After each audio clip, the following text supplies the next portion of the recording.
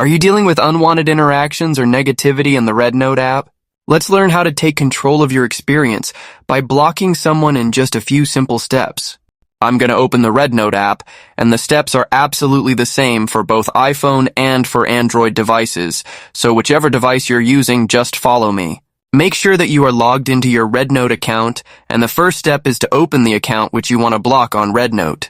You can open the user's account or user's profile from the home page while you're watching videos, or you can use the search bar and then type the username of that user. I'm going to block Mr. Beast just as an example for this video, and I'm now on his profile. All I have to do in order to block him is to tap on these three dots which are located in the top right corner of the screen, and then this sharing menu will appear.